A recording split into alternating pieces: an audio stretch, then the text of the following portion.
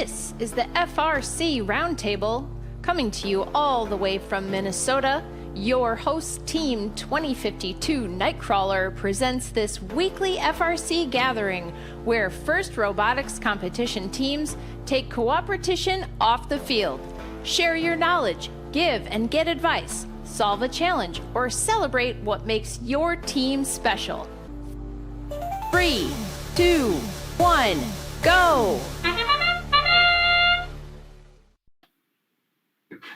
All right, the recording has been started. Welcome, everyone. I appreciate you joining us tonight. I don't know how many people are on spring break. I know that my team is coming back from spring break starting tomorrow. It's always such a weird time between if you're doing two competitions and you have spring break in the middle. It's a weird time to take a break and then get back in the swing of things. But hopefully it goes well for everybody. Tonight's call, we're going to be talking about PID. I would assume tuning, controls. Sam, you can give us an overview. But Sam, is it Wieselman? Is that how you pronounce it? Yep, that's right. Yep, nailed it. So Sam is going to give our presentation tonight. And take it away, Sam. The floor is yours. All right, cool. Yeah, so as I kind of said earlier, if anyone has any questions at any point, go ahead. I tried to kind of lay this out as kind of some level of theory, some practical things, some just kind of general advice. And so there should be a mixture of it. It is definitely kind of a crash course. It's, you can get your PhD in control theory. So I remember taking multiple classes of it in college and stuff. So we'll do our best to cover it in an hour and a half here. So cool. Yeah, I'm Sam Wieselman, lead mentor in 2847 out of Fairmont. And so see there's a couple students from our team here too that I might throw some questions to too. So yeah, I'll go ahead and start. So yeah, high level, just kind of controlling FRC mechanisms. And I just have to, okay. Sorry, getting used to the presenting thing here. Okay, so really there's a ton of different mechanisms in FRC that we can control. So we go from the drive-based speed wheels, a turret, really a couple categories of them. And even though you use PID for all of them, there are some there's some subtle differences between them. And so I just have a couple different kinds here. So positional rotation. So those are things that need to rotate. So it could be your entire drive base needs to rotate. If you need to turn one of the your swerve motor, or you have a turret on your robot. Another kind is positional, but with fighting gravity. So you think a lot of teams we've seen have big long arms that you've got to swing through space, or even just deploying an intake. And so even though there's simple positioning, also throwing gravity in there can be a bit of a loop. You also have your linear mechanism, so an elevator that goes straight up and down, or a kind of climber. And so very similar, except gravity is much simpler in those cases because it's not rotational, it's just straight up and down. And then kind of the last set of just pure velocity control, so trying to control how fast your drivetrain's spinning, how fast the flywheel is going, how fast the conveyor is going. So those are just kind of a couple different examples of things we control. Let's see if I can, yes. So there's lots of different ways to control things. And if you just type control theory into Google, you'll see there's a bunch of different other methods. For what we do in FRC, PID, which is a feedback methodology plus feed forward, basically can cover everything we need to do. I know some very advanced teams do other things, but it really doesn't seem necessary. I haven't really run into it. I haven't talked to a lot of teams, at least around here, that have kind of run into that. So for the most part, we're going to be talking PID with feed forward. And so kind of wanted to highlight this feed forward term here, usually called F, and you'll see F or you'll see KF when anyone who's dove into the code on this. And really all feed forward is saying is, given I want my mechanism to do something, I know I have to give it at least this much voltage or duty cycle. So in the case of, let's say the case of a flywheel, I know I want it to go 80% speed. I can probably give it about 80% or maybe 75% voltage. I know I'll get pretty close. And so all this is saying is, I know what state my robot's currently in, and I know what I want to do. Therefore, give it this much power, usually in the form of voltage. And so that's generally a simpler, kind of a simpler thing. The harder one, it comes down to the feedback control, or what we call the PID, and I'll dig into that. But really, really what that's saying is, given an output, I need to adjust my input. So let's say I'm running that flywheel. I want to set that flywheel at 80% speed. I'm already giving it 75% of the voltage. We're going to measure it, and we're going to say, oh, we're this much off. We're off a couple rotations per second. Let's give it more voltage to get up there. Or we're going too fast. Let's back off. And so here's kind of a visual representation of that, where and this is used in PID and control theory a lot. I'm not sure if I like the terminology, but generally your mechanism is called a plant. And so that little U of T there is saying, given this much input, a voltage. So let's say I give voltage to the flywheel, and then Y of T would be the speed that comes out of it. And so in this case, we've got our feed forward saying, given our input, here's how much, and our feedback, which is saying, really looking at the error, the difference between what we want and what we're doing, and saying, we're going to look at that error and we're going to kind of apply more or less power, really. That's kind of a high level of what we're trying to do. And I'll dive into some of these acronyms and these, what some of these terms mean. So feed forward, pretty much most of the modern FRC controllers really do have a term in there called KF.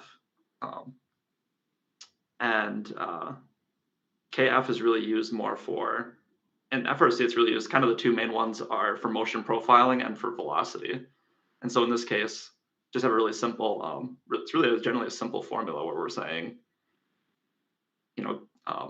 given I would like to go 70%, take that times my KF, and that's how much voltage we should apply. And so, yeah, the simple one is usually in drivetrains and flywheels, just saying, I want 80% speed, give it 80% voltage. And the nice thing about this is, in general, with feed forward, if you give it enough feed forward, feedback has to do less. And feedback's kind of the tricky part. Anyone in here who's tried to kind of use it knows that's kind of the tricky dynamic part. And so in general, we want to maximize the amount of feed forward we're using. Feed forward is also more predictable generally. So the other thing is, if anyone's come across this term arbitrary feed forward, that's really saying that, let me back up here. On a lot of our motor controllers, we've got this KF term, and you can generally set it in the settings. And so that's kind of this thing I keep alluding to of a multiplier, saying, given my set point, here's how much I want to apply. The arbitrary feed forward lets you add even more voltage on top of anything that's already being calculated. So I'll dive into that a little bit more later, but that's really saying I'm doing some of the feedback or the feed forward control in my RoboRio, and I want to give the motor controller more information because the motor controller really only generally knows about the motor. The other thing is that KF on at least all the FRC controls we've worked with only applies for velocity and motion profiling. So the motion magic in Phoenix, and Smart Motion, I believe it's called in the Rev stuff. And so if you're adding KF to your positional control, it won't do anything. And it's kind of a subtle thing in the documentation, so don't expect it to do anything. And yeah, in general, the higher your feed forward is, the more accurately that is tuned in, the easier it is to get your feedback working, because your feedback is essentially being asked to do less. And feed forward is really looking forward. So you're saying, I know the state of my robot and I know what I want to do. And that can be really helpful. Really helpful in making if you know what you want it to do, getting it 80% of the way there, 95% of the way there, without having to look at sensors or any kind of feedback mechanisms. So then feedback, I'm just going to kind of break these down into sections. This is where our PID comes from. PID, so the P term, this proportional constant here, really all this is saying is, given my set point, subtract my current value, and I'm going to multiply that by Kp, and that's how much extra voltage is going to be applied. So if I just break that down really fast, let's say I have a Kp of 10, and let's say I'm trying to run my flywheel at 80% speed. What I'm really, I request 80%. My sensor sees that I'm only at 78% speed. It's going to take that 80 minus 2%, and it's going to multiply it by my 10, and that's how much extra voltage it's going to apply. And so this is going to vary based on control system to control system, but it's a really helpful thing. It's a really helpful sanity check to try to understand what the units of your KP are when you're doing this. Sometimes they're kind of funky, but they can also really help you understand if you're on the right track or not. And so in the case of my flywheel, I'm really thinking like, I want to think about in the terms of, if I'm off 2 rotations per second, how much voltage should I have to give it to get it back up to speed? Should it be 0.5 volts? Should it be 0.1 volt? Should it be 10? And that can at least tell you if some of your constants are in the right kind of frame of reference. I've seen a lot of I've seen teams with numbers that are very, very small or very, very large. And I think if the units were maybe more understood or kind of dug into what they mean, we can really kind of narrow down on what's an acceptable value. And so just kind of understanding, trying your best to understand what this set or kind of what this error term is and what units this is, and that therefore what terms your KP is in and how that translates to voltage. Are there any questions on that? I know that was kind of fast, but. And so this is called P because it's proportional. So the amount, really the best way to think about this is the more wrong you are, the further you are away from what you're trying to be, the more power it's going to give it. And it's proportional. So it's proportional to your error. And in FRC, really, this is like the 90%, 95%, maybe even 98% term. This is really what you need to focus on. So the other 2 terms, the I and the D, I suppose I slipped the order here, but the derivative term and the integral term. And so what KD is doing, it's very similar, where we're finding the error in the same way. We're finding the gap between our output and what we want it to be. But in the case of derivative, it's really saying what's the change in error and applying voltage based on the change in error. So if our error is getting, so really what this is saying is if our error is rapidly changing, KD is going to apply a lot of voltage to try to cancel that. And so potentially maybe have some experience in having mechanisms that oscillate, or when you're really close to your set point. So you're saying, I want 80%, I want you to spin at 80 RPM. When it gets about to 79, it just bounces between 79 and 81. This is a good place to use that derivative term because it's really saying the error is rapidly changing and it's going to cancel that rapid error change. And the last one is the integral term. And in general, you're just going to hear me say, don't use it. And I think it's going to be a kind of a running theme of try your best not to use it. If you can avoid it, don't use it. And really what this one is saying, it's saying the sum of your error over time. And so if you're far away for a long time, it's going to kick in more and it's going to apply voltage or apply power to try to get rid of that error. And so what this is really useful for is if you have a mechanism that, let's say you're trying to set it to 80 RPM and it hits 70, 75 or 79.5, and it's sitting at that 79.5 for a long time. Over time, because we're summing the error, we're adding it all together. Eventually Ki is going to take over and say, okay, it's been an error for a long time. I'm going to apply more voltage. The only problem with this is because there's a time term involved in it. It's really, really easy to get unstable. And so what can happen is, let's say the I, you're at 79.5, and then it overshoots to 80.5. Well, now you have error that's also adding up over time, and you can get this wild instability where things get kind of nasty fast. And anyone who's played with the I term, generally it's very, very small compared to your KD and your KP. And if you set it high, you can very easily get some instability. So that's something worth thinking about.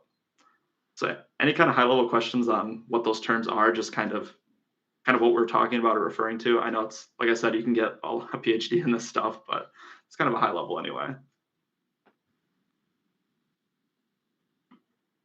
If not, we'll keep going here. And so here's just some advanced concepts. The one is gain scheduling. And so gain scheduling is really saying that it's really useful if you have a mechanism that you almost need 2 sets of PID for. You need one set when you're really close to your set point, and you need another one that's really far away. I won't dig into that too much. I don't think we've ever had to use it, but I know teams have. The other thing is just knowing that PID is really, even though it uses time, it kind of it's modeled in a way that makes assumptions that you're able to know what your current value is immediately. which really isn't the case in a lot of the systems we use. And so let's say you have an arm with an external encoder on it that's connected over CAN. CAN has some lag, the encoder is going to have some lag, your RoboRio has some lag. And instead of instantaneously reading that sensor, you're actually reading it maybe 20, maybe 30, maybe 50 milliseconds later. And generally, if you're trying to go slow, it doesn't matter too much. But if you're trying to go fast, if you're trying to really go fast and get non-oscillate, really stable, crisp systems, you'll start running into that. The other one that is really laggy that a lot of teams I'm sure have run into is when you're reading a vision target, because the camera has to take a picture, has to process the picture, has to send it over the network, RoboRio has to read it. And so even aligning to a target, a lot of times you'll find that you can't quite, it's very challenging to align to a target using PID as fast as you'd like to, because there's this inherent lag effect. And really PID does not take into account that lag. There's other control forms that do, but there's also ways to kind of take care of that with PID as well to try to do your best. So, and the last one, kind of an advanced thing, is called motion profiling. And this is really saying, rather than just, we'll kind of rolling the clock back. Let's say I have an arm that, let's do an elevator. I have an elevator that I want to run from the top to the bottom. With that proportional term, it's going to give it the most power at the bottom, and the closer I get, it's going to actually back off on that power.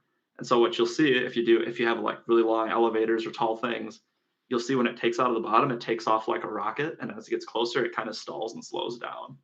And generally, for a lot of mechanisms, that's not a big deal. But if it is, we start digging into what's called motion profiling, where we can actually control it out of the bottom, saying accelerate slowly out of the bottom, don't jerk hard on the mechanism and give it full power.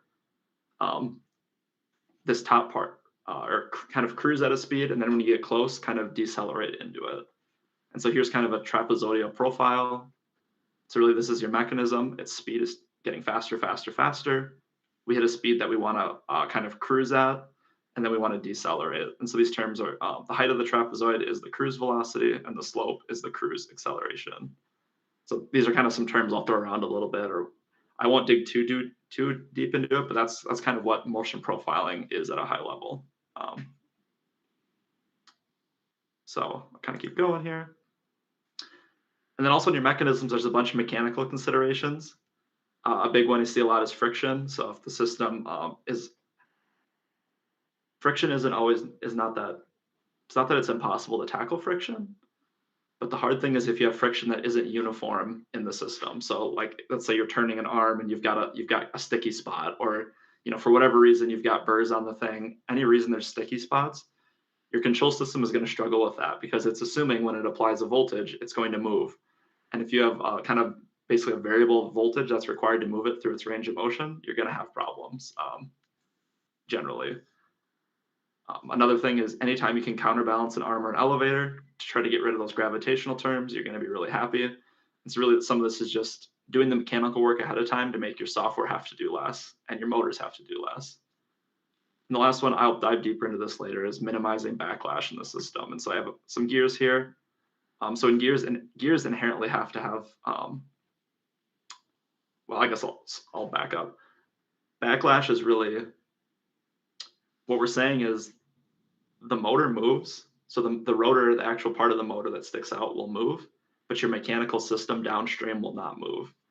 And all gears inherently have to have some backlash, otherwise they can't change directions or even really line up. So there's always some, but the less, the better. And if you really think about why this messes up a control system, let's say the motor let's really exaggerate it. Let's say the motor spins 10 times and your arm doesn't move at all. Well, that's really going to confuse it when it thinks it just moved 10 times and you have a sensor on the other side, or you have a sensor seeing that the motor moved, but the mechanical system didn't move. And so really we're trying to, when we say minimize backlash, what we're really trying to do is say the motor is directly coupled to the output mechanism. When the motor moves, the output mechanism always moves, whatever we're trying to move, whether it's an elevator, an arm, a drivetrain. But we're also trying to balance this. There has to be some backlash, especially in gears, there has to be some. But I can dig deeper into the details on minimizing that. But anyone who's tried to tune a system with a lot of backlash in it has probably seen maybe some amount of instability or some amount of kind of wobble, or maybe some confusing things when you change directions. So any questions so far on anything? I said, kind of a crash course, but okay, keep going. This one I really wanted to emphasize is having good instrumentation and measuring is really helpful when we're working through these processes. And so honestly, if you really want to get if you want to really build this skill up on your team, a really great place to start and a really approachable way to start is just get used to looking at, figuring out how to look at graphs of your mechanisms over time. So I have a couple things that are kind of useful to see.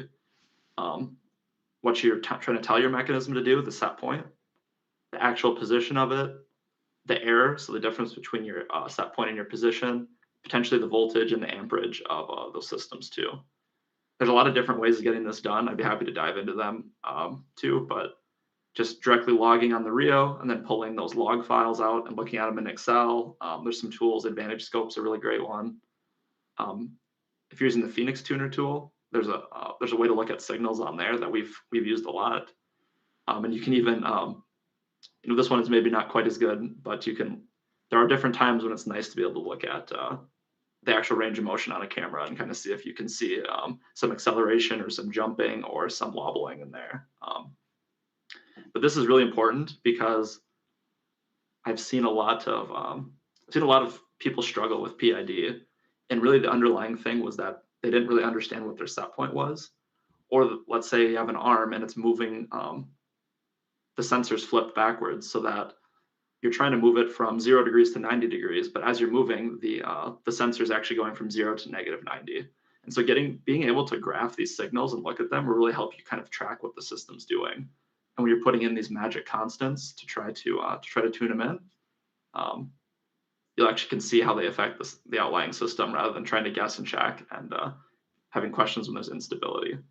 So I would say this is a really great place to start, is just kind of learning how to instrument and watch these values over time.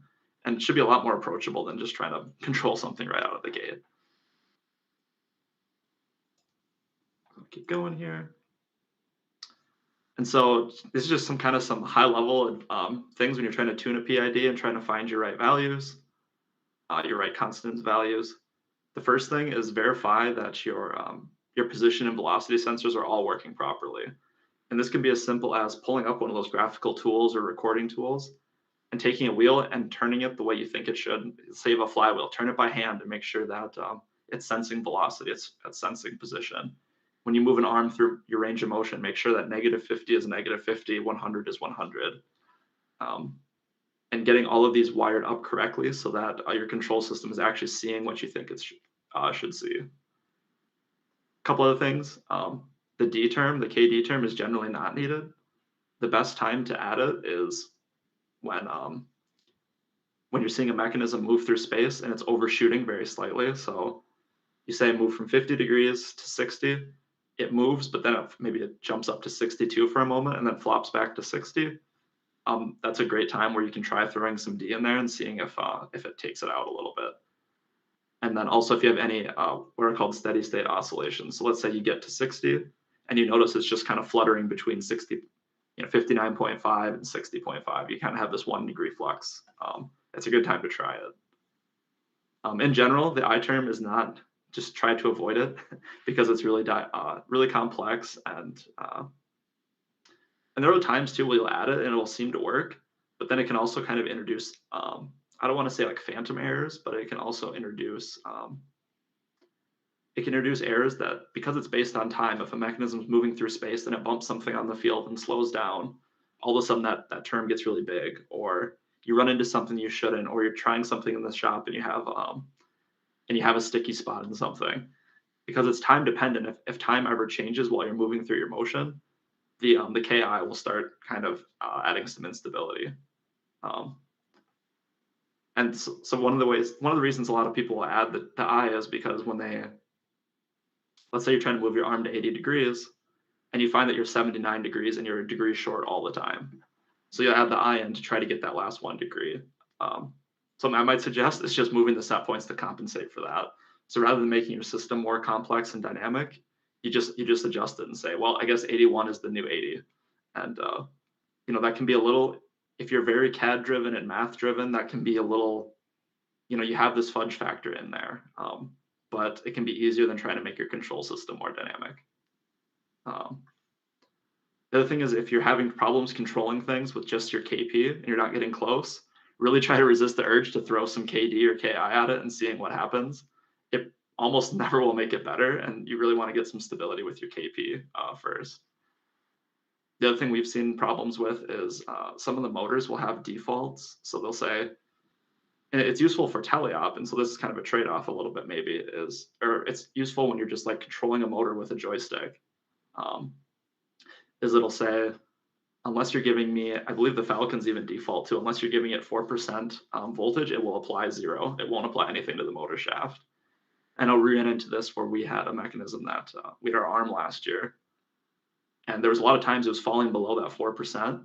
And so the arm would kind of drift down, and then the 4% would kick back in, and it would turn on. And so instead of having this nice stiff system, it ended up kind of turning on and off over. And it drove us crazy until we figured out, oh, there's just a setting there.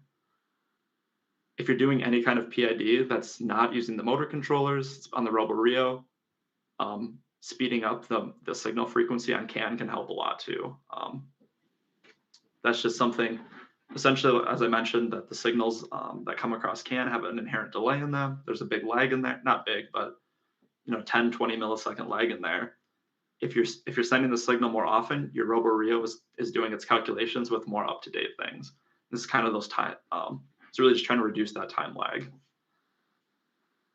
Another thing, start slow and really try to get the mechanism to drive to your set point, and then try to get it to go faster. It's really helpful to, rather than trying to get it to snap right away, and really sometimes really actually do some cycles with the robot and make sure that, like, even if it looks slow while you're watching it, does it actually affect your cycle time? Is it worth trying to tune out that last 10% speed, that last 20%?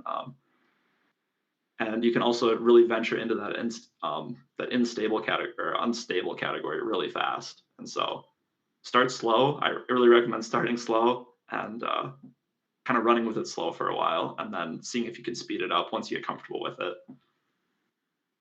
We also like to, when you're doing the tuning, make big changes in your KP and kind of narrow down later. And so it can be a huge waste of time to start with a value that's way off and adding 10% to it, add 10%. I know, let's see, do we have, I was trying to see if anyone from our team is here. It looks like the person I was going to call on isn't, but we actually kind of have a habit of doubling it or adding 50% to it and seeing kind of what happens, and really trying to narrow in that way. And just so we're not adding 5% over and over and over and watching these incremental changes. And it kind of helps you understand what these terms are doing. If you make a big change and you see a big change, versus, especially if you have some instability, it can be really easy to add 5% here, 5% there, and not realize what is actually controlling the change. I guess I mentioned this before. Alignment with April tags is challenging, and sometimes you just have to go slow because of camera lag. One of the ways you can maybe help with that is turning down the resolution and cranking up the frame rate on your camera. But of course, you're going to lose distance and accuracy. And so really, that's all just kind of a big tuning experiment. And if you really want to get more accurate than that, you might have to look at a different way of tracking your position in space, rather than just looking at your tag and saying, I'm off 5 degrees, therefore adjust. And the last one that you see probably a lot of questions on is, arms are inherently the trickiest thing to control, because when an arm moves through space, or when it rotates through space, gravity does not act on it uniformly. And you can feel this in your own arm, where if you hold your arm straight out, especially if you hold like a 5-pound weight, hold your arm straight out versus holding it right above your head, you'll find that that holding it straight out is much harder. And if you swing it through space, you'll see the same thing. And so it really and I kind of threw the equation here, but the gravitational force is the weight of your arm times the cosine of theta. So where theta is, your rotation in space. And so anyone who's tried to tune an arm before has maybe seen some of this nonlinearity, where there'll be parts of it where it flies up really fast and then it kind of slows down, or it speeds up and slows down, or it can't make it through certain points, but it holds other positions really well.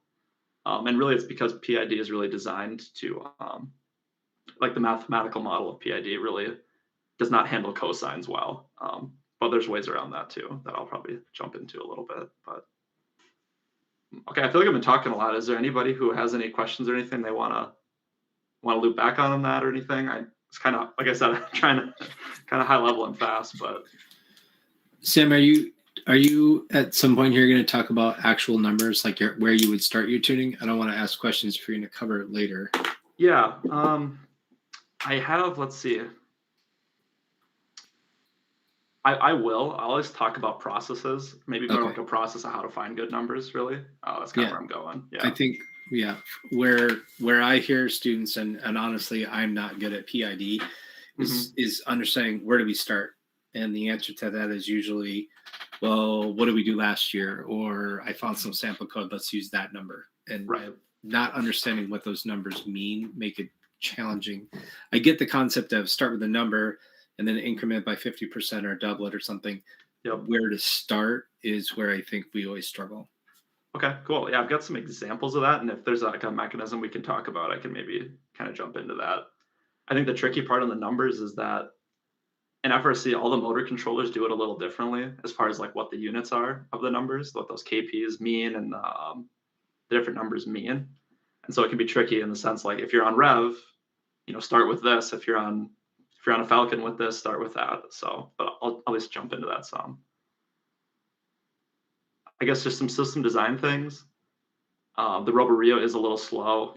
Not slow, but just keep in mind that command-based robots 20 milliseconds. Using the integrated motor controller when possible, so the actual control system that's on the motor, I believe those run at under a millisecond, so you're really getting 20 times faster control loops. And really that's where that comes into play is what I was talking about with the difference between what's really happening and what the motor controller thinks is happening. Because it's running so much faster, it knows the true state of the world and therefore it can react faster. Whereas your Rio is kind of reacting to the past.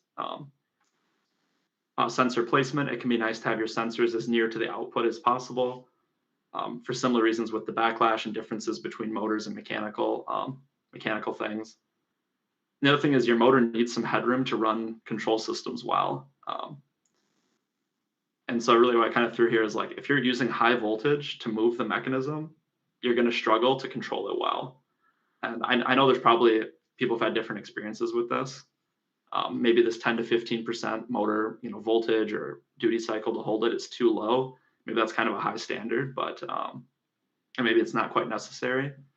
But when you start getting into the 60, 70, 80%, if that's all it takes just to hold the mechanism in place, you don't have a lot of room to move it very fast. You need to accelerate it, you need to slow it down, you need to respond to errors, you need to respond to driving around the field and ramming things. And so that's a big one there. And so that might be a back to the drawing board. You might need to add more, change your gear ratio, change something mechanically on that, lighten your mechanism. And the last one I just want to talk, or one of these is beware of changing dynamics. So I know in 2023 we dealt with, we built a very, very light arm. I can't remember exactly what the weight was, but somewhere around seven or 8 pounds. Well, you threw a 2-pound cone on the very end of that, and then you extended that arm. And all of a sudden you're moving this cone, which has more of the impact on your arm than really the weight of the arm itself does. And so something to think about as, if you have an elevator and you're lifting a 10-pound game piece, you might have to have 2 different control sets, one with a game piece and one without. So it's something to think forward about when you're doing your design. And so I want to jump into a couple kind of some calibration techniques that we've been doing. Kind of learning these from other teams and kind of working backwards. And so this one is trying to get solve the swerve drive. Anyone who's doing a swerve drive, the actual wheels on the drive have a control system on them to make sure they're actually running at the speed they're on. And the more accurate that speed is, the better the faster you're gonna be able to go when you're doing your auto pathing and auto. Just the more crisp it's going to feel to your driver when you're trying to change directions and speed, the better you're going to be able to rotate while driving. And so it's kind of just a process to kind of narrow that in. And so really, Scott, I don't have the best example of like numbers to start at, but I kind of have like a set everything to 0 and change these one number at a time, if that makes sense. So in this case, if your modules let you lock them in place so that they can't rotate, so they can only go straight, use path planner, or if you have some other way to drive in a very long straight line and make it as long as you can, set all of your PID to 0. So both on your path planning, any kind of path following, and also on your wheels, set all the PID and the forward to 0. And then on your path, bring the acceleration way down. So accelerate, so that it's not doing a really hard and heavy acceleration, and find a typical velocity you want to drive at, or a pretty one you'd like to especially run your autos in. And so in this case, you're gonna run that path over and over and bump up your KF, which is your feed forward term, until the robot follows that path pretty closely. And remember that feed forward term is the one saying the motors want to rotate at 80%, or if the motors want to rotate at 80%, how much voltage should I give them multiplied? So, or let's do 100% really. Wow. It's a multiplier by your desired speed. And so what this is going to let you do is it's going to let you isolate your feed forward and saying, as you're driving down this long path, you're going to accelerate very slowly, and then you're going to hit this top speed of, let's say it's 70%. And you're going to drive at that speed for a long time. It'll let you kind of narrow in on what that KF is. And so this basically involves running the robot down the path, watching how closely it follows that path. So does it hit the end point of your path, bringing it back and doing that. And like I said, I recommend making the big jumps and then narrowing in until you're around that 10%, maybe 15. I don't have the best number, but somewhere in there. And then you can crank your acceleration up to a normal value. And then you're going to that's acceleration on the path. So accelerate the way you'd like to. And then you're going to add your KP back to the drive wheel until you follow that path pretty darn closely. Like we're talking 5%. And so what that KP will do is that will, your feed forward's done a ton of the work. It's done 90% of the work. You're going to add this KP term back on your wheel speed. This is on your wheels to get them that last bit so they follow the speed really well. And then you're going to add the KP back on your path planner to really try to get rid of that last bit of error. And so each one of these is kind of a tuning step to see if you can get to this 5% and see if you can get down to this last where there's no error. And one of the things that's also kind of tricky is on your swerve drive, it's going to depend on how heavy you are and what your gear ratios are of how hard, how much voltage you have to get them to hit your desired speed. And so really, if you end up swapping your gear ratios or adding a lot of weight to your robot, you kind of have to redo this. And I say a lot of weight. Honestly, if you added 10 or 15%, that's probably kind of where you're getting there. 10, 15, 20 pounds, that's probably where you're kind of getting there. And then swapping the gear ratios too. But using this, we've had decent luck. Sam, when you say follow the path closely, plus or minus 10%, 5%, what is this 10%? When you say follow the path closely, I'm thinking that you're hitting your X and your Y, but I'm confused on what that means when you're adding 10 plus or minus 10%. Is it not the points? Is it something else? Yeah, sorry. So you're driving in a long straight line, and let's say it's a 50-foot line. Mm-hmm. And so really when you run the whole path, you're going to want to try to, and really maybe 10% is too wide, but you're going to want to finish within, this is a 50-foot path within 5 feet of that endpoint consistently. Oh, so it is finishing on the line, basically. Yes. Getting within, most people I think probably have a goal of, I want to be plus or minus a couple of inches, maybe not over 50 feet, but what is an auto today? Most autos are going to be, you're going to be driving 20 feet before you change direction, something like that. Right. Yep. So you want to hit that within an inch or two, I suppose, for a lot of people. So when you say plus or minus 5%, you're really talking about your kind of end point. Right. Yep. And when we do this, we actually lay out the tape measures and make sure that also Path Planner agrees with what we're doing too. So we think we drew a 50-foot line in Path Planner. Does it actually drive 50? Kind of that business too. But okay. And then I was thinking that F was controlling your acceleration, but then on number 6, you're talking about changing acceleration. So is the F value, is that affecting your acceleration? Yeah. So on your motor controller, or Path Planner accelerates you, right? Okay. Oh, okay. Yeah. So you're changing your velocity. Velocity is telling your swerve module to increase its speed, but and that's all proportional to kf. And so path planner doesn't use an acceleration term at all. Like there is acceleration, but it doesn't tell you. Sorry, I'm getting kind of twisted here. So path planner always controls your robot's velocity, and therefore you accelerate that way. But it never tells your module you're accelerating, add more voltage. And so, the effect of this really is really you want to be able to you want to follow the speeds that path planner has, without worrying that can my robot keep up with these hard accelerations. That kind of comes later. That's where you need the KP and the Okay. If that makes sense. Maybe I should restate that better. Really, KF is just making sure your module is spinning. Its velocity is spinning at the velocity path planner is telling it to. And so if we set the acceleration really low, we've kind of taken acceleration out of the equation. So that when the robot accelerates really hard, we don't have to worry about that too much. Because if you play with path planner, you'll kind of find that at some point there's some acceleration you just cannot hit, and you'll start to lag the path really hard. And so we kind of want to take that out of the equation, basically. Okay. So that's kind of one. The other one I see a lot of is arms, and so I'll dive into the motion magic, which is kind of the motion profiling a little bit. And so the same thing on this one, you want to set all of your PID and your feed forwards to 0. And I'll have code with this one too. The big trick on this one for arms is it's really nice to set your arms, if you're tracking degrees in your code, having 0 be your arm, or your arm should be horizontal, and set that to your 0 degrees. And so everything can be referenced to that. And kind of the beauty of that is now that gravity will act on your arm with cosine. And so if you're at 60 degrees, it's cosine of 60 degrees, and that's how hard gravity is pulling on it. If you're straight up and down, the cosine of 90 is 0, and so gravity is not pulling on the arm at all. And so that's kind of one of the tricks is when you're doing PIDF with an arm, try to set your 0 to horizontal so you can use cosine. Here I said pick reasonable cruise velocities and accelerations. That kind of varies based on what kind of gear ratio you have for your arm. But if you really want to try to get from your start point to your set point, let's say you want to move 90 degrees in 3 seconds.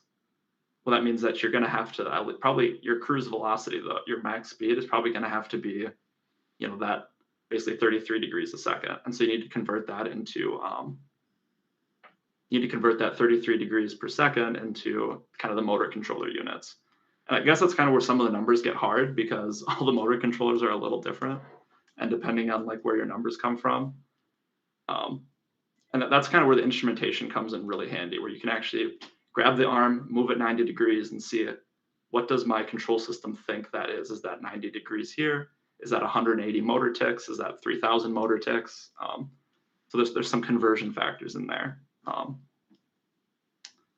But yeah, finding a reasonable cruise velocity, we've kind of found with acceleration that is, if you get from a dead stop to your max speed in like around half a second to a third of a second, it doesn't seem to break things. It seems to go pretty acceptable. And so really you'll end up kind of just taking your cruise velocity and more or less tripling it. And that seems to kind of do that. And then the next thing you want to do is hold your arm out vertically or horizontally and find how much voltage it takes to hold it there.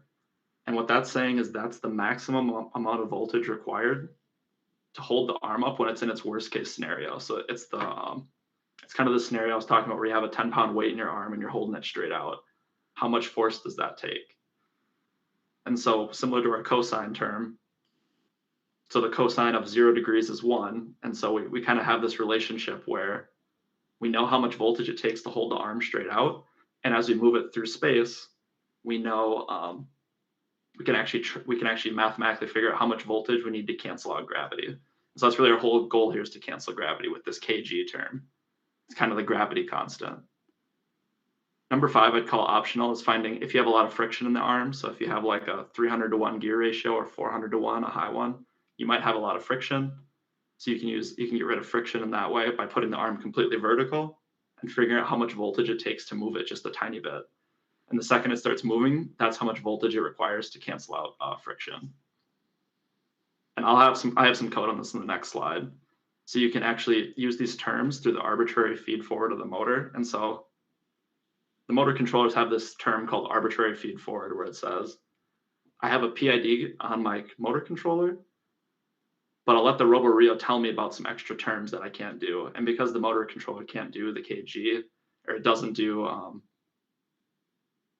gravity or friction on it necessarily, you can calculate that on your Rio, send it to your motor controller.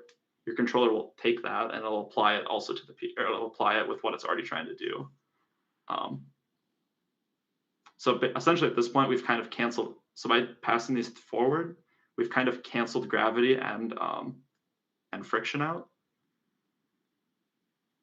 And a good way to verify this is you should be able to take your arm and manually move it to 30 degrees, and then in your code apply 30 degrees to it, and it should just pretty much hold in place because you have you've canceled these. And once again, I'll show the code on that.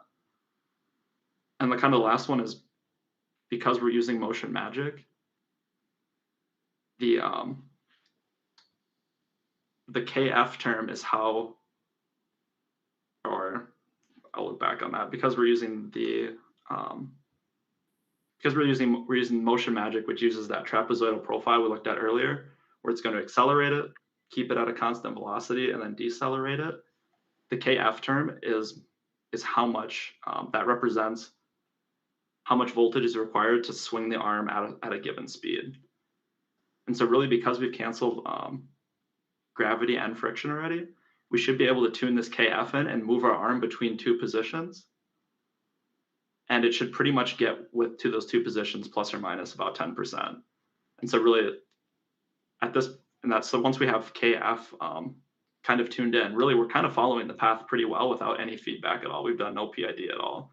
We've just canceled gravity, we've canceled friction, and we've kind of got our feed forward going. And then the last part is adding KP until there's really just keep adding it and cranking it up until you start seeing some instability or some overshooting, and then you back it off until you don't. And what you'll kind of end up with is some pretty crisp, kind of moving through space where it accelerates, it keeps a constant speed, and then it decelerates. And so this technique is kind of important, or some of these routines are kind of important, because if you try to jump to the end here, I see a lot of teams try to jump to like step 8 at the end and have all of these terms kind of trying to tune them or pick them. And the problem is we haven't isolated our variables. And so it can be really hard where you change one thing and you don't quite understand why it affects other parts of the system. And the nice thing about motion magic is because I keep mentioning that trapezoidal profile. While you're trying to follow that trapezoid, this KP term is actually helping you follow the trapezoid. And so it lets you have a very, very high KP, which really basically makes the system very stable, because it's trying to follow the trapezoid really, really hard. It's not trying to jump from the start point to the end point. It's trying to do that nice trapezoid. And so that basically, the higher the KP, the stiffer you're going to see there on the end point. So yeah, basically that's kind of what we did with our arm in 2023. We computed the gravity compensation on the Rio and applied it as an arbitrary feed forward. We actually ended up not using friction because we had almost none. It just wasn't worth kind of the work. We also ended up having 2 different PID profiles, one for a cone and one for a cube, because the cone was so much heavier. And I guess I can maybe talk about this as an advanced topic. The latest Phoenix stuff, or the cross-the-road electronics stuff, will actually let you do all of this math on the motor controller. And so essentially what I've done here is, what we ended up doing really was,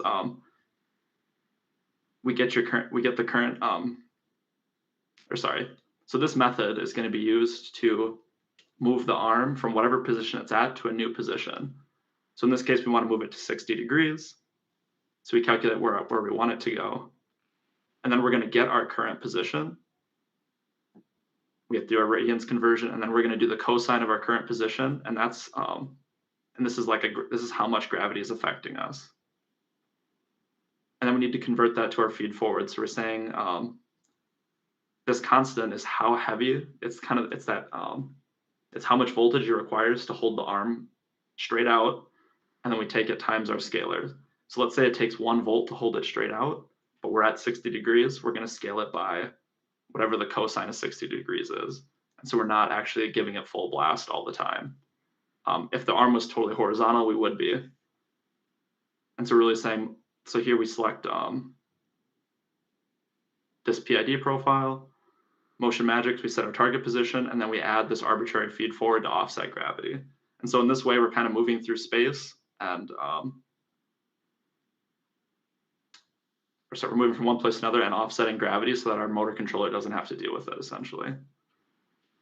That's kind of complex, sorry, as an example. Is there any questions on that? Or I can dive deeper into it too.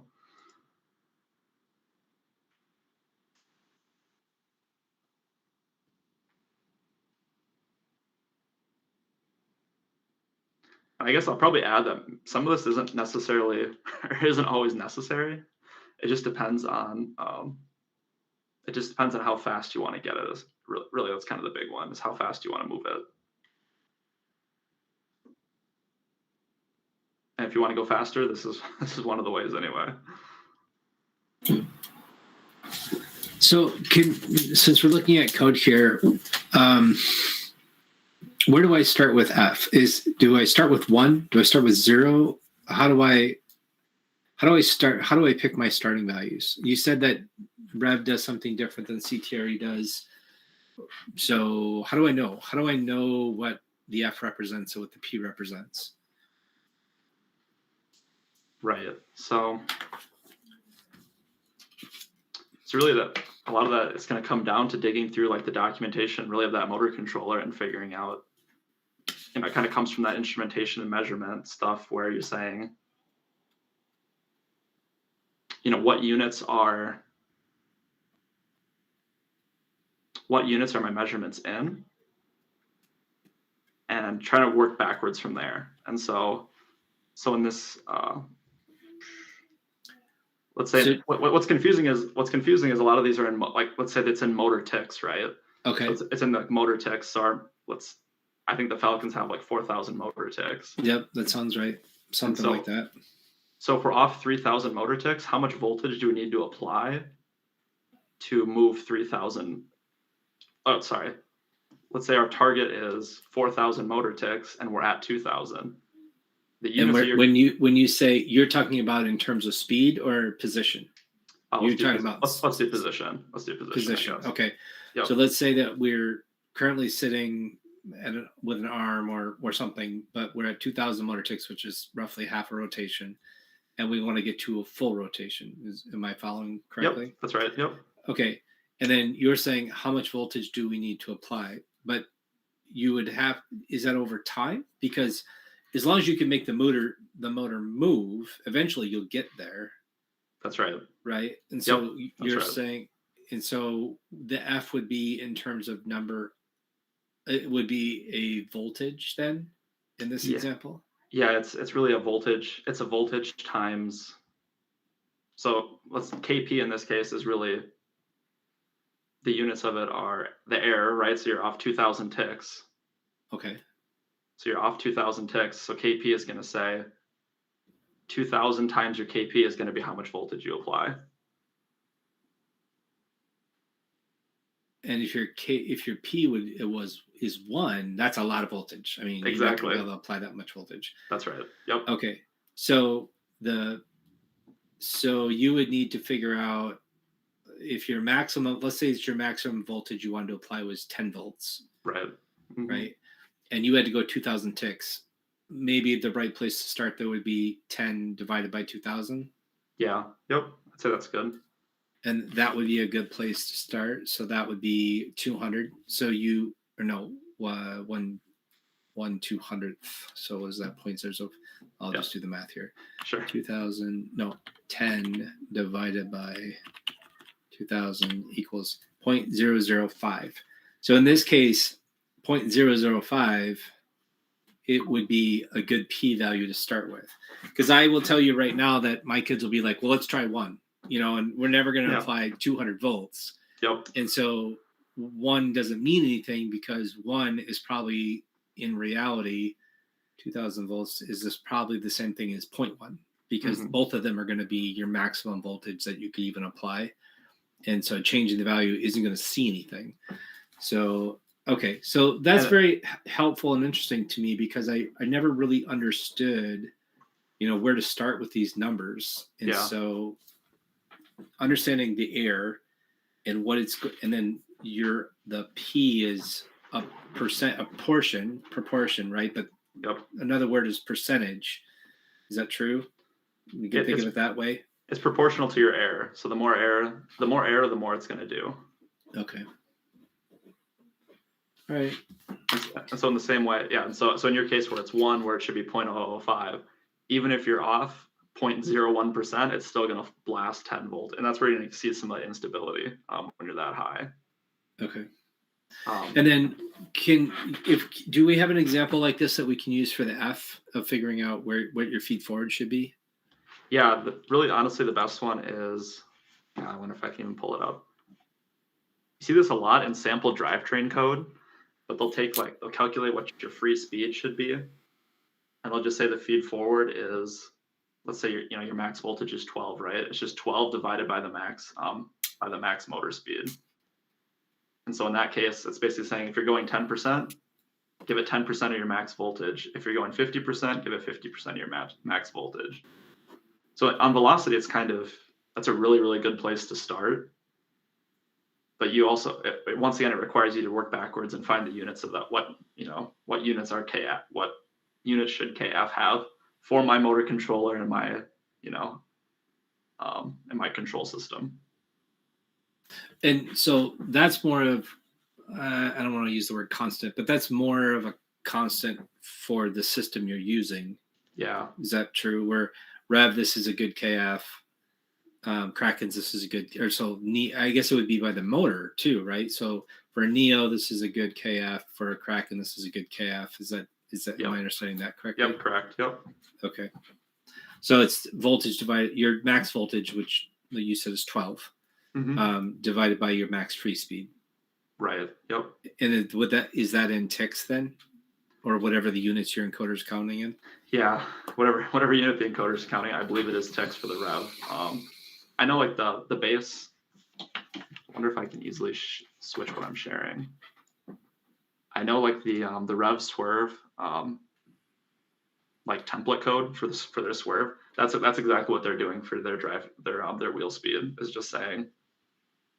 Is saying if you're going full speed, give it KF should be really a good way to think about it is if you're going full speed, KF should be 100% voltage is really what they're saying, and just scale it down. 50% means 50% voltage, 40%, 40. And then they're letting that KP, that air turn, get rid of the rest of it. So let's say that's not quite right? 50% voltage only gives you 48% speed.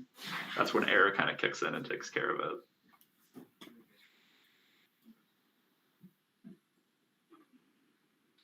So we've used Motion Magic mostly, I would say, for shooting, which you're just trying to get your wheels to a velocity. So that's sort of easy. And then for elevators, and we've done that with Falcons in the past. Krakens are too new and we don't have an elevator this year. We're living largely in the rev world now with Neos.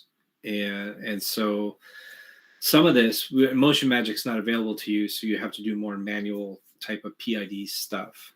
Yeah. That's true? That is true. They have the smart motion, but our team's never used it. But my understanding is it can be tricky. I don't know. Maybe someone who knows more about it could speak up, but I know it doesn't work quite the same. The implementation's not quite as easy to use as Motion Magic. It's my understanding.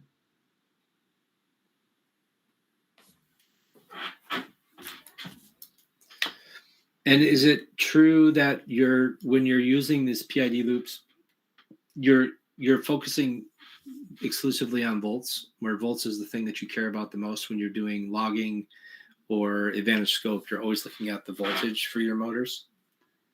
Yeah, or duty cycle. really, honestly, duty cycle is probably the better one. I'm more using voltage to simplify it, but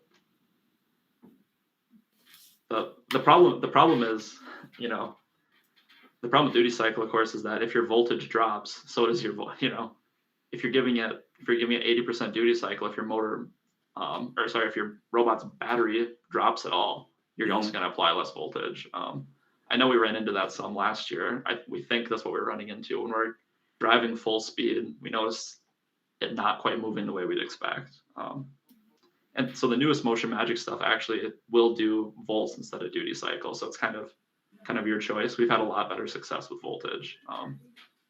And that way we can also kind of watch and see if we're going into that danger zone where, you know, this is requiring 11 volts to work. Well, we know we're not going to have 11 volts all the time. We're not going to have 12 all the time. It's going to dip. Right. And so, yeah, especially if you're driving or if you're running shooter motors or anything like that at the same time. Yep, especially. Yep.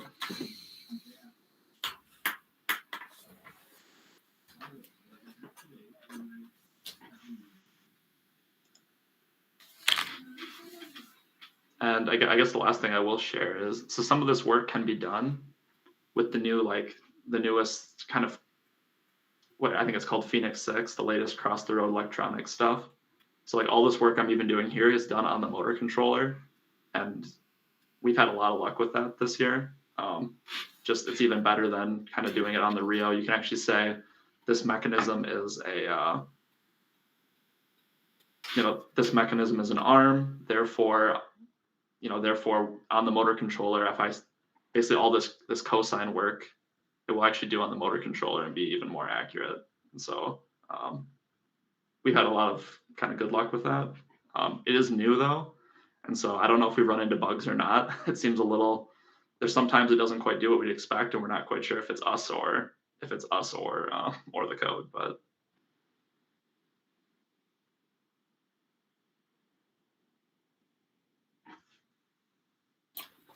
Sam, is your presentation, is this a Google slide? Can you share a link to that? Yeah, I definitely can. I don't have it right.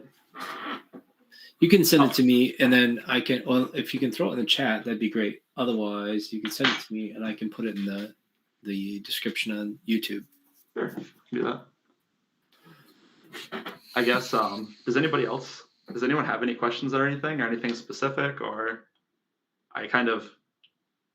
it's a big topic. I know people have a lot of questions on. I'm never quite sure like which level to go at, and so I know I felt like I was kind of just talking for a long time. So if anyone has like a system, or even if they have a video or anything they want to watch or anything, I'd love to, or like, you know, a picture of a mechanism or anything, we could definitely talk about it too. There's something specific on their machine. Well, I'll throw one out there. We have our climber arm, and our climber arm, it's a U, and it goes like this and it climbs. So we're pulling down on it, single mechanism. It's controlled by Neos on gearboxes. And no, I take that back. Let's talk about our shooter. That's the one that we have the absolute encoder on it. So we're measuring degrees of angles or radians. It doesn't matter. We're measuring absolute angle of our shooter. And it's controlled by Neos in terms of elevation. I'm almost certain that that's true. Yep. And so without all the Motion Magic stuff available to us, can you give us a starting point? Currently we're doing a bang bang, which I don't know where that term comes from, but the bang bang idea of if I'm within 5 degrees, run up or down at this speed, and if I'm within 2 degrees, then run up or down at this speed, right? Yeah. It got us through our first regional, and it got us to a margin of accuracy that was good enough. We want that, but do me much quicker. We want to go from a 10-degree elevation or a 20-degree elevation to a 60-degree elevation. We want to do that in 1 second, and that's not where we're at today. So we want to do PID. We've never done what I would call a manual PID loop, because you're going to be doing this on the Robo Rio and not through the motor controller, since it's Neos. Yep. Where do we start? What advice do you have for using this external sensor, the angle, the rev absolute encoder, and then using that to control your PID for the Neos? Yeah, so you're using And you said you're using you're actually using the. So sorry, this is your flywheel, or this is actually the angle? This is the elevation. So if you think of it as vertical aiming, so we're vertically aiming our shooter up and down. Sure. It's an arm. It's an arm. Yep. Yeah. So honestly, where I would start is I know you can connect. I'm guessing you're maybe already connected into the spark motor controller or whatever. There's like the ribbon cable that goes directly. Or how are you reading the sensor right now? Well, that's the sensor is, or right now it's coming into the Robo Rio because it's a 0 to 3.3 volts. Okay. So we have to change that into degrees. Okay. Now we probably wouldn't need to change it into degrees. We could probably just know that, hey, at 0.8 degrees is where we're trying to go, or 0.8 volts, because it comes in an analog input and it goes from 0 to 3.3 volts. Yeah. And but I think that the rev encoder object actually turns that into an angle. Oh, Nate's just commented here. So Nate says we can also use the absolute breakout. So we could connect it right into the Spark Max. Yeah. So I would, if I was whatever, I would do that, connect it directly to the Spark Max. And then maybe like a good place is really looking at like the Rev Robotics, like the swerve code, because it's really a kind of a similar deal where they're doing the same thing where they're using a rev sensor and they're controlling the rotational motor using that. Mm-hmm. So that's like a good baseline. But yeah, so you really want positional control on your Max, on your Spark Max, and okay. And so that's maybe a good place. And of course, all the instrument, make sure you can read the sensor and everything accurately. Right. And then you can probably get by with just a KP on that, and just seeing if you can find a P where it kind of drives to the right. It drives to the right value. Okay. And then a similar thing to this right here might get you a little bit better if you can get rid of gravity. Yeah, I feel like we probably are doing a good job with that. Our gearbox is pretty sturdy. Okay. Nate just commented it's 300 to 1, and we also have a spring. We also have a spring assist, so it's actually neutrally buoyant at about 30 to 40 degrees. So with no power at all, it's neutrally buoyant about halfway through the rotation. Mm-hmm. So we've done a pretty good job of making gravity sort of a non-factor, and then we have a high gear ratio gearbox. All right, then I will send a message to my programmers tonight that we need to rewire that and have that run directly into the Spark Max and see if we can control it that way. It's a good advice. And yeah, so the big driver for that is that way you can run the control loop on the Max controller, which is going to do that 1 millisecond instead of the 20 milliseconds on the Rio, and it's just going to give you can get the KP way higher, which means it's just going to resist change even more. It's going to really lock in, and it should be faster. Okay. But I think you will run into, and I'm guessing, depending on how you tune it, you probably will run into the whole, we're telling it 20 degrees and it consistently goes to 19.5, it's off a little bit. But if you're just doing like a tree map anyway, or, a lookup table, it's just, the kind of fudge factors are all built in. So. Yeah. We are using a lookup table for all of our elevation. So we'll put the robot at 3 meters, shoot, we'll find the angle that we want. And so we'll just record that. Then we'll back it up a half a meter or a full meter and do it again. And so we figure out where we are based on the April tags. And I don't remember what our students have done there. I think that we did a really rough one with every meter. We would back up every meter and record the optimal values. But I think when they retuned it the second time, they may have done it with half meters or even less than that. So I'll check with them and see, but that's a good tip. Yeah, and I think and it's like maybe like the good exercise to find your first KP would be figure out what the units that are coming out. And so it's all about units first, really. And it's saying, if it's off 5 degrees, what's a good expected voltage to move it? And you can kind of start backwards from there and crank it up or down. Okay. And the other thing is on arms, high KP, especially something like that, the higher you can get your KP without going unstable is nice. Just because, you spin up your flywheels or you shove the note through and it wants to wobble a little bit. KP will fight the wobble and make it really, really stiff, hopefully. Mm-hmm. So. or resist error really is kind of the big, And so then with that, our F should be now, this should still be based on your maximum velocity of the rev, the neo, right? Your KF. So in this, since you're doing pure positional control, you won't want KF at all. So KF is only good for like motion profiling, so like the motion magic stuff, or velocity control. Okay. Yep. Okay. So no F on this because we're driving to an angle, driving to a position. Yep. And so we're going to be focusing purely on the P and hopefully not do a D and definitely not do an I. Yep. Okay. And let me know if you still have problems or if that doesn't go. All right. Well, we'll see once we get our robot reassembled after all the damage that we had to repair from our last regional. Oh, that looked brutal. Oh my gosh. Yeah. Did you guys take a lot of damage at your? Okay, wait. We're gonna shift gears too much, I think, if we start on this path. Does anyone else have any questions about PID tuning? Yeah, my team's been using a lot of the PID controller built into WPIlib. However, that does not by default have KF. Mm-hmm. Have you written your own controller for that, or is there another better controller for them to be using? Oh boy, it.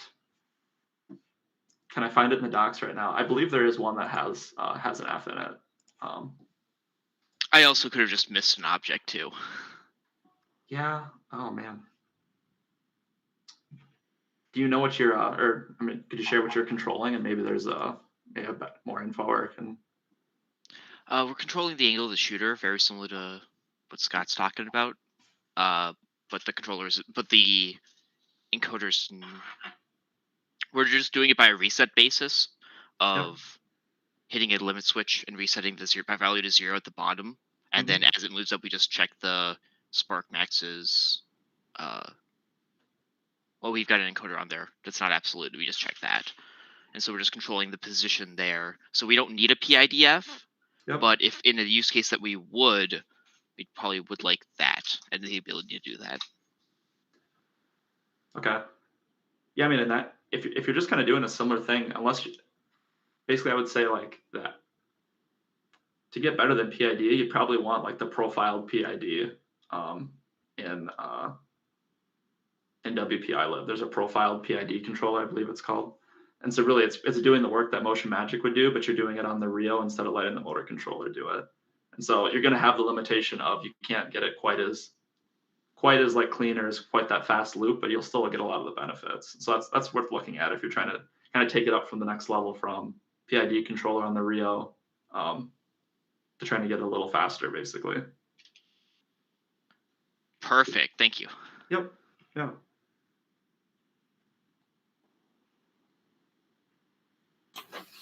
All right, let's do a last call for questions for Sam, and then let's use the last 10 minutes of our call if anybody has any other general questions, updates they want to share. Going once, going twice, questions for Sam? All right, big round of applause for Sam. Thank you very much, Sam. This is very informative. I admit that I am a PID novice, and every time my students want to do something with PID, I get very nervous about it. So maybe you've given me the confidence I need to help work with my students more. Sure.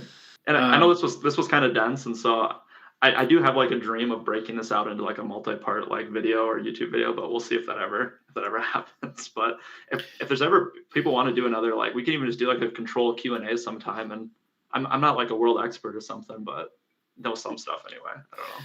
You've inspired me to dig in too. I kind of look at this and I'm like, man, if we were only all just sitting around in a room and we had an arm that we could move and we could actually do the code together, that would be awesome. Maybe that's a good jumpstart idea for anyone who's looking for a jumpstart topic of put an arm on a control board with a Robot Rio and let's see how we tune it and control it.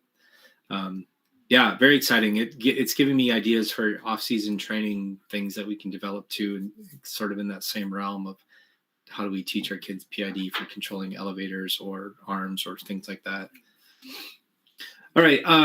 Anybody have anything they want to share? Any type of announcements or anything? Update from how things went at your last regional, if you recently competed? Anything at all? I will share that we are still trying to get our robot put back together. We took so much damage, and actually it's making me very nervous about if we encounter the same damage at 10K, how we're ever going to get everything repaired before champs, and then worse, if we take damage at champs, which will probably take a lot more damage at champs, probably how we'd ever get it repaired before state. It's making me very nervous. On that note, you saw what happened to DNA, which is at LSR. Our whole intake was shattered during finals, so that actually causes students to completely rebuild the robot from scratch.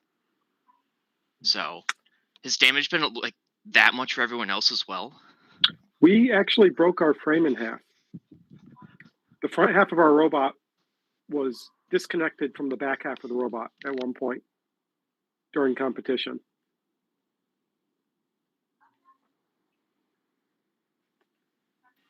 Yeah, and for Noethic, it's funny because competition-wise, we've been mostly alright damage-wise, but we went to Shamrock Showdown, and we had a bit of an oopsie where we dropped the robot off a table. So we broke because we use a big gear, a rack and pinion to move our shooter. We bent both sides of that in the shooter, and one of the climbers. So very unfortunate, but it's been very lucky the damage that we've got, and we had spares from a practice spot. So repairs are coming great, but yeah.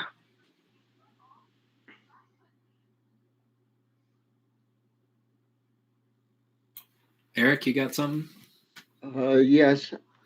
I'm wondering what people are using for their cameras for April tag, or how they're doing it. Nightcrawler is using a Raspberry Pi with global shutter cameras we got from Amazon.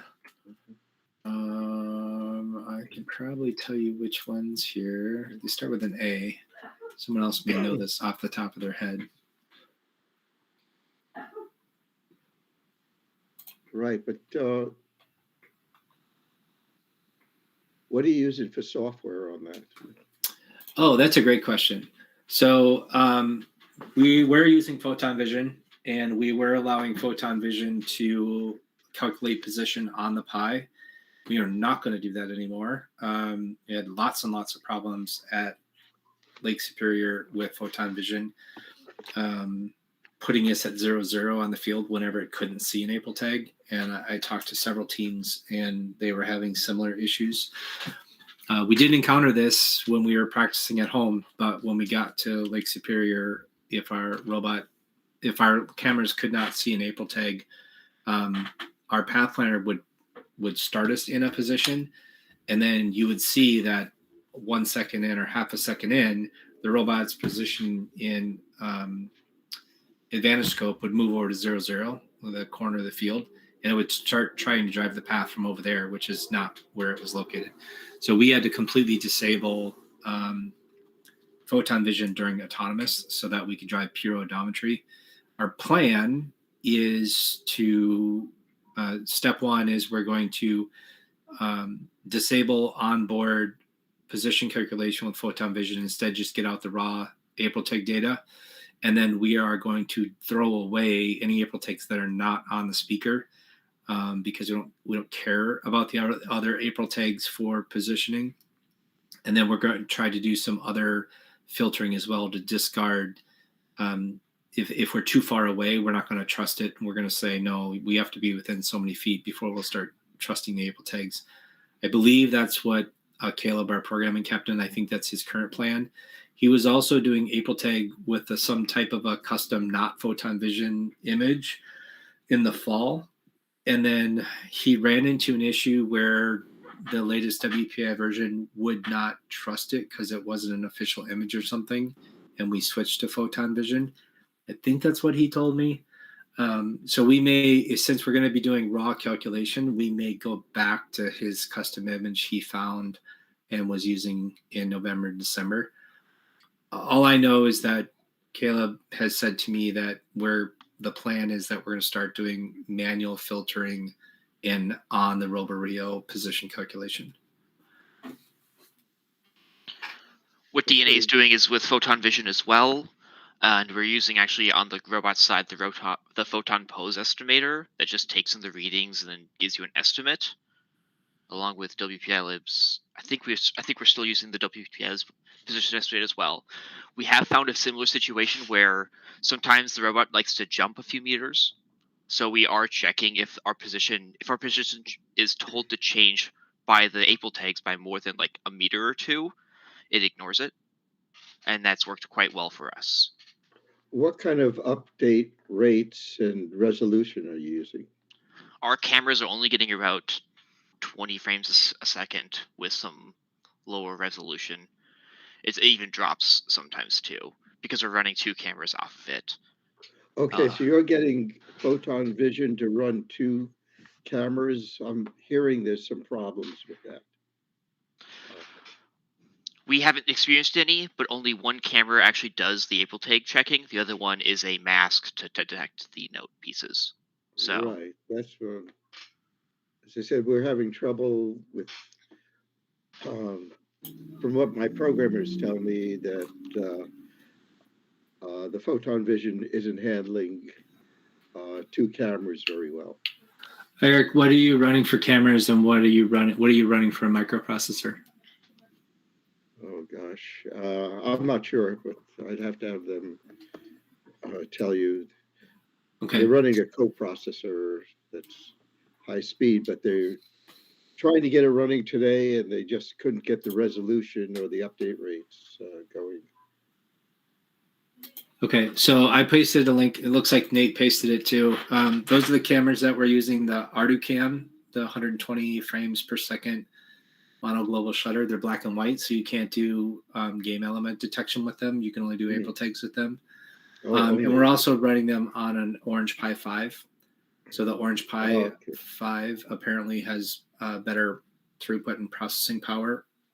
We have 2 cameras, but we're only using one of them for April tags right now. We had a plan to use the back camera for positioning for the amp and for climbing to trap.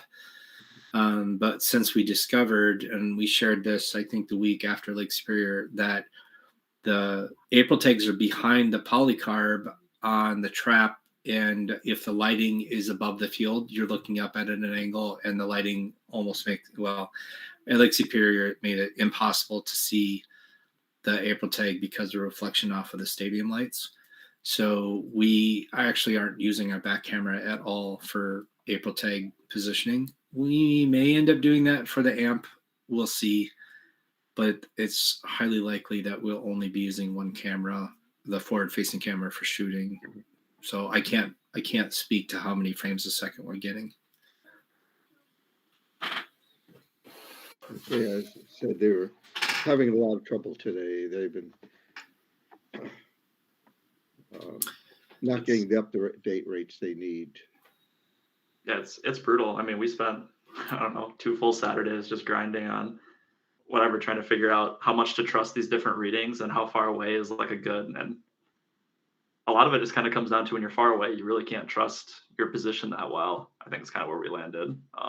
Throwing away the bad ones, and they're doing well on X, but when they go at an angle on Y, it's hard to calibrate. Yeah, I agree.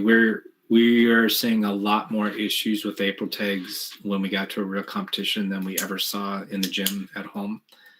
And so I feel like as soon as we get our robot put back together, we're really hoping to spend a ton of time on autos and April tag positioning. And I think we'll be taking up every possible minute we can to try to figure out how to filter out the April tags.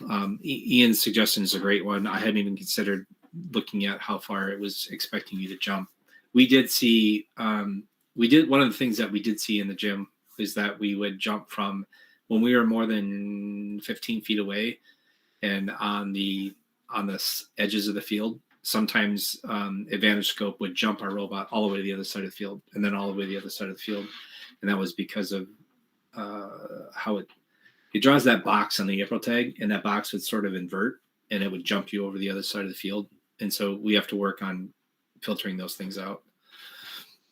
Another thing that we're doing is we throw away all rotational resets from April tags because we don't want our robot to have our gyro reset by the April tag. We trust our gyro way more, and we also have a bit of code on the side of this. We just constantly, because the targets that you get from Photon Vision have a lot of like, this is the ID, this is the rotation, and all this other stuff, so that we can actually crunch the numbers. And when we were testing this out early in the build season, they spent like 2 weeks just playing with it. That's news to me, Ian. I mean, I'm not very close to the programming this year, but the April tags can actually reset the rotate. Well, I suppose that makes sense because it knows not only where you are, but supposedly what direction you're pointing. But how do you throw away the rotational resets?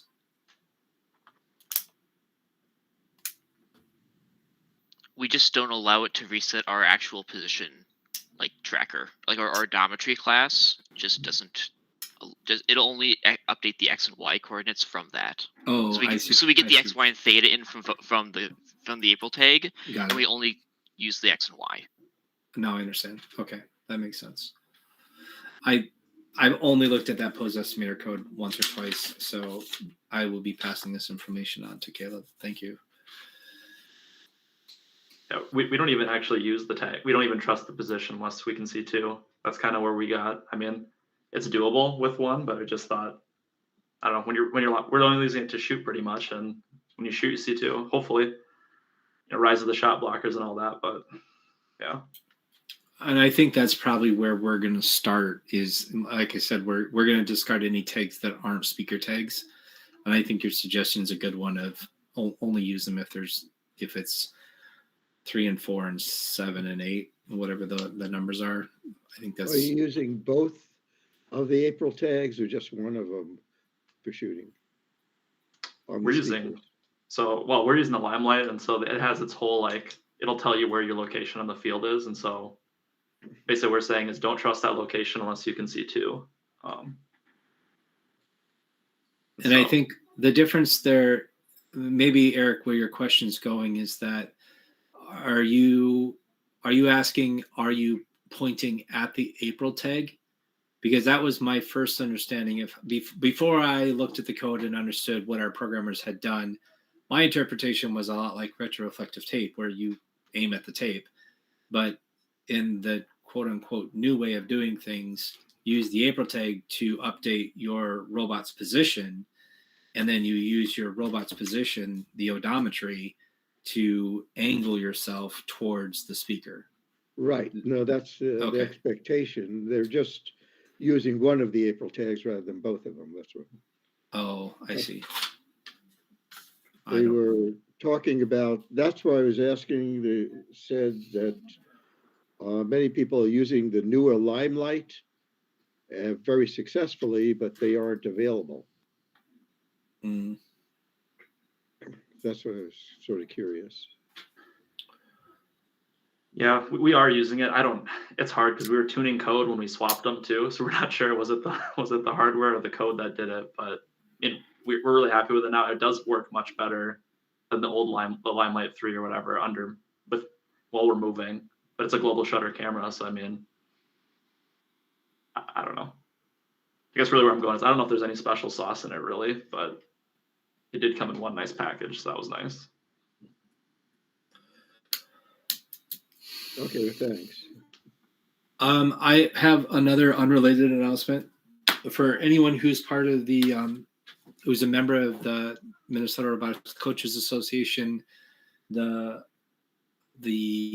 award links either went out today or should be coming out soon, so you can start nominating your students for all state awards and your team for the academic all state. So keep an eye out from your Coaches Association representative for that.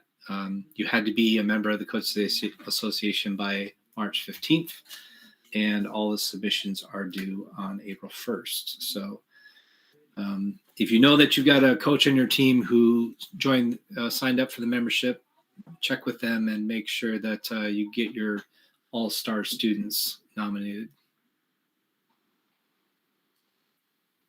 Anybody else have any final announcements or anything? I will end my call with my typical plea of, just like Sam, you too can present a topic for the roundtable. So please consider signing up for a topic. You can always go to team2052.com/roundtable. Roundtable is all one word, all lowercase. And there you can see everything. You can sign up. I think we're on our 41st now roundtable. Tonight was our 41st roundtable. You can see all of the replays on YouTube. You can sign up for the mailing list. You can sign up to host a topic like Sam did. Please do that so that I don't have to scramble last minute and come up with a topic. If you have something that you want to talk about, even if you're just looking for information, saying, hey, teach me how to do this, host a topic, create a slide deck saying, tell me how to do this, then tell me how to do that. Talon did that for wiring, and it was a fantastic presentation. And they didn't offer any tips or tricks. They asked everyone else for teach us how to do this, and it was so awesome. So you don't have to be an expert to host a topic. Just have a list of questions prepared and discussion points to talk about. All right. With that, I thank everyone for attending tonight, and I will see everyone next week. Have a good night.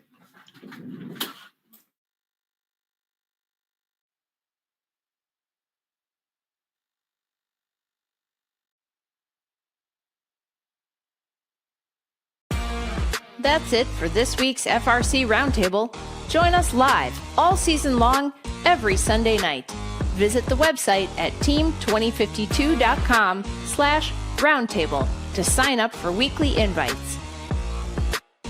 In the meantime, keep building, keep learning, and we'll see you next week.